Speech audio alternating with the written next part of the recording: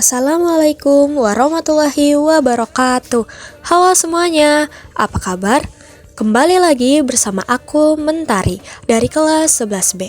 Di video kali ini kita akan membahas materi yang sering banget muncul di ulangan ekonomi, yaitu ketenaga kerjaan. Jadi siapkan posisi paling nyaman dan mari kita mulai. Sebelum masuk ke materi, kita lihat dulu di sini ada tujuan pembelajaran. Setelah mempelajari materi ini, kita dapat memahami pertama, pengertian ketenaga kerjaan. Kedua, menjelaskan tenaga kerja, angkatan kerja, dan kesempatan kerja. Ketiga, mengetahui faktor-faktor yang mempengaruhi kesempatan kerja. Keempat, menghitung tingkat partisipasi angkatan kerja atau TPAK. Dan yang terakhir, mengenal jenis-jenis tenaga kerja. Oke, jadi apa sih ketenaga kerjaan itu? Nah, menurut pasal 1 ayat 2 Undang-Undang Nomor 13 Tahun 2003, ketenaga kerjaan adalah segala hal yang berhubungan dengan tenaga kerja, baik sebelum kerja, selama bekerja, maupun setelah masa kerja selesai. Jadi, ketenaga kerjaan itu bukan cuma soal orang yang lagi kerja, tapi juga semua proses dari awal nyari kerja sampai nanti sudah pensiun, teman-teman.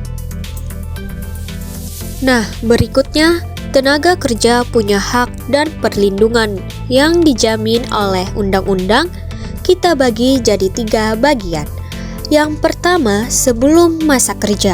Di tahap ini, pekerja biasanya masih mempersiapkan diri.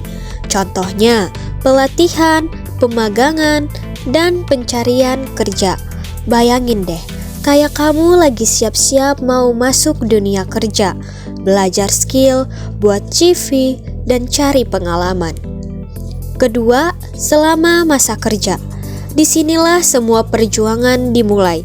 Tenaga kerja berhak mendapatkan gaji atau upah, asuransi, perlindungan kerja, jaminan sosial. Ini penting banget karena menyangkut keselamatan dan kesejahteraan pekerja. Dan yang ketiga, setelah masa kerja. Walaupun sudah selesai bekerja, hak pekerja nggak langsung berhenti nih. Ada pesangon, jaminan hari tua, dan pensiun. Intinya, negara memastikan pekerja tetap hidup layak setelah berhenti bekerja. Sekarang kita masuk ke bagian yang super penting, yaitu istilah-istilah di ketenaga kerjaan. Yang pertama, tenaga kerja. Tenaga kerja adalah setiap orang yang mampu melakukan pekerjaan untuk menghasilkan barang atau jasa untuk mementingkan kebutuhan sendiri maupun masyarakat. Intinya, jika dia bisa bekerja dan menghasilkan sesuatu, dia masuk tenaga kerja, mau lagi bekerja sekarang atau belum. Contoh, pelajar yang sudah 18 tahun dan bekerja part-time, petani, supir ojek online, pegawai kantor, semuanya termasuk tenaga kerja. Kedua, angkatan kerja. Nah, beda ya teman-teman antara tenaga kerja belum tentu angkatan kerja. Angkatan kerja itu khusus penduduk usia produktif, yaitu 15 tahun ke atas, baik yang bekerja ataupun yang tidak bekerja. Jadi, mahasiswa yang fokus kuliah tanpa mencari kerja itu bukan angkatan kerja ya, atau ibu rumah tangga yang tidak mencari kerja. Itu juga bukan angkatan kerja. Ketiga, kesempatan kerja. Kesempatan kerja adalah lapangan kerja yang tersedia dan siap diisi oleh para pencari kerja. Jika lapangannya banyak, maka kesempatan kerjanya besar. Jika lapangannya sedikit, maka peluangnya pun kecil. Di sini, kesempatan kerja memiliki 2 pengertian, yaitu dalam arti sempit. Kesempatan kerja adalah banyak sedikitnya tenaga kerja yang mempunyai kesempatan untuk bekerja. Lalu dalam arti luas, kesempatan kerja adalah banyak sedikitnya faktor-faktor produksi yang mungkin dapat ikut dalam proses produksi. Sekarang kita lanjut ke bagian yang gak kalah menarik, yaitu kesempatan kerja. Yang pertama, di sini mereka yang bekerja penuh atau full employment, yaitu mereka yang sudah bekerja dan memenuhi syarat, antara lain bekerja 40 jam kerja per minggu, memiliki upah minimum regional, dan sesuai dengan latar belakang pendidikan atau keahlian. Ini merupakan tipe tenaga kerja yang mapan. Artinya, mereka bekerja sesuai kapasitas maksimalnya. 2. Setengah menganggur. Setengah menganggur atau underemployment adalah orang yang bekerja, tapi jam kerjanya kurang dari 35 jam per minggu atau kerjanya tidak tetap. Biasanya mereka masih ingin menambah jam kerja atau mencari pekerjaan yang lebih stabil. Contohnya, freelancer yang jobnya tidak pasti, buruh harian dengan jam kerja tidak tetap, penjual yang pendapatannya bergantung pada pembeli. Jadi, meski terlihat bekerja, mereka belum sepenuhnya memperoleh penghasilan yang ideal. Nah, fun fact-nya, ternyata kesempatan kerja di Indonesia dijamin dalam pasal 27 ayat 2 Undang-Undang Dasar 1945 nih, yang berbunyi tiap-tiap warga negara berhak atas pekerjaan dan penghidupan yang layak.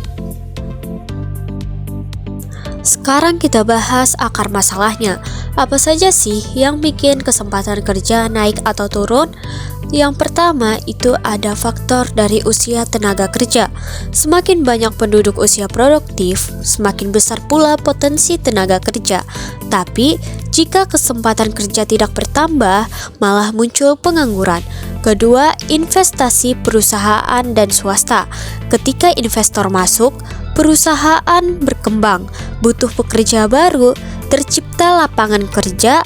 Jika investasi turun, maka jumlah lowongannya pun ikut menurun. Ketiga, pendidikan dan keterampilan. Ini salah satu faktor paling krusial ya teman-teman. Semakin tinggi skill masyarakat, semakin mudah perusahaan menerima pekerja tenaga kerja yang tidak mempunyai keterampilan, sama saja lebih sedikit peluangnya. Yang keempat, kemampuan pemerintah dalam pembangunan. Jika pemerintah membangun infrastruktur, industri, membuka usaha BUMN, otomatis lapangan kerja baru tercipta. Yang kelima, jumlah lapangan kerja yang tersedia. Lapangan kerja adalah wadah dan tenaga kerja adalah isinya. Jika wadahnya kecil tapi isinya banyak, ya tumpah alias penganggurannya pun banyak. Yang keenam, ekspor dan impor. Semakin besar ekspor, produksi meningkat, butuh tenaga kerja lebih banyak. Sebaliknya, impor yang terlalu besar bisa menekan industri lokal dan mengurangi kesempatan kerja. Ketujuh, jumlah angkatan kerja. Jika angkatan kerjanya naik, tapi lowongannya tetap, terjadi kompetisi tinggi dan peluang kerja menurun. 8. Kebijakan pajak. Pajak yang terlalu tinggi bisa bikin perusahaan kecil keberatan dan tidak memperluas usaha. Pajak yang stabil dan adil, usaha maka akan berkembang. Kesembilan, permintaan barang atau jasa. Semakin tinggi permintaan masyarakat, semakin banyak barang yang harus diproduksi. Dan yang terakhir ada kerjasama internasional. Kerjasama seperti TKI atau TKW, program magang luar negeri atau tenaga profesional lintas negara bisa membuka kesempatan kerja bagi penduduk. Jadi, gandengan faktor-faktor ini bisa menciptakan banyak lowongan atau sebaliknya membuat pengangguran meningkat. Tingkat partisipasi angkatan kerja, TPAK. TPAK itu apa sih? Bayangin, Ada sekumpulan orang usia 15 sampai 64 tahun.